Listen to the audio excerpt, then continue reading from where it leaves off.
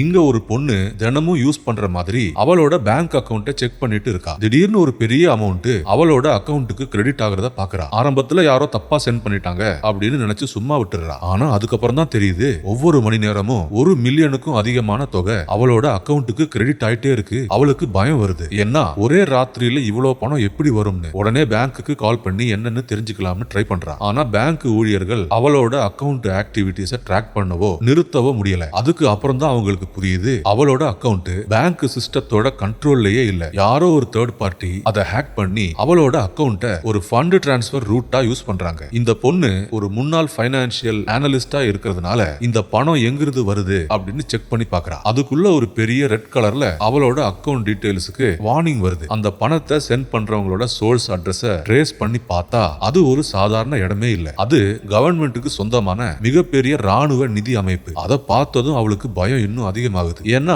ஒரு சாதாரண சிட்டிசனோட அக்கவுண்ட்ல எப்படி இவ்வளவு பெரிய தப்பு நடக்க முடியும்? அதுக்கப்புறம் இந்த பொண்ணை தேடி 2 பேர் வராங்க. அவங்க அந்த ராணுவ அமைப்பை சேர்ந்த அதிகாரிகள். அவங்க வந்ததும் என்னன்னு இவளுக்கு புரியல. ஆனா கிளைமேக்ஸ்ல தான் தெரியுது ஒரு பெரிய போர் நடக்கும் போது எதிரி நாட்டோட பொருளாதாரத்தை ஸ்தம்பிக்க வைக்கிறதுக்காக டிஜிட்டல் நிதி ஆயுதத்தை பயன்படுத்தி ஒரு பெரிய பண பரிமாற்றம் நடந்திருக்கு. ஆனா அதுல ஒரு சின்ன சாஃப்ட்வேர் மிஸ்டேக் ஏற்பட்டதால அந்த ரகசிய நிதி பரிமாற்றம் அரசாங்கத்தோட அப்ரூவ்டு டிரான்ஸ்ஃபர் ரூட்டை விட்டு விலகி இவளோட பேங்க் அக்கவுண்ட்டுக்கு வந்துகிட்டே இருக்கு. அவளை காப்பாத்த வந்த அதிகாரிகள் அவளை சுட்டு கொன்னுட்டு இந்த டிரான்ஸ்ஃபர் சிஸ்டத்தை ரீசெட் பண்ண ட்ரை பண்றாங்க. ஆனா அவ இறக்கிறதுக்கு முன்னாடி ஒரு கோட் வேர்டை சொல்லி அந்த சிஸ்டத்தை அப்படியே நிரந்தரமா க்ளோஸ் பண்ணிடுறா.